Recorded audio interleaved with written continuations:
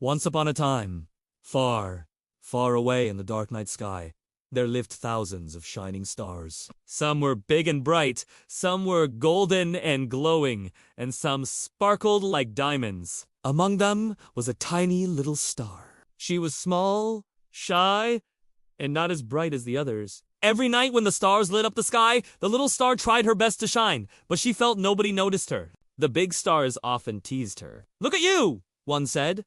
"You're so tiny.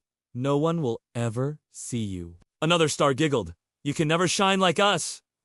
The little star became sad. She wished she could be big and bright like the others. Sometimes she even thought, maybe the sky doesn't need me at all. One night, as the stars were glittering, a dark cloud covered the sky. The big star still shone brightly above the cloud, but down on Earth, a little village was covered in darkness. In that village, a little girl named Noor was sitting outside her house. The electricity had gone out, and the night was pitch black. Noor was scared and whispered, "Oh, I wish I had just a little light." High above, the little star heard her.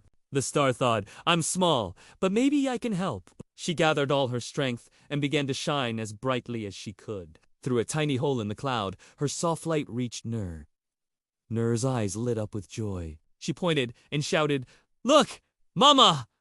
A star is shining for us!" Her mother smiled and said, "Even the smallest light can bring hope in darkness." Hearing this, the little star felt a warm happiness in her heart. For the first time, she realized that she didn't need to be the biggest or brightest. Even her small light had the power to bring comfort to someone. From that night on, the little star was no longer sad. She shone proudly every evening, knowing that even the tiniest star has its own purpose. The end. Now, let's think about the story. What was the name of the little girl in the story?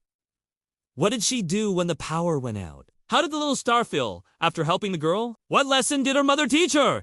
That's right! The little girl's name was Noor.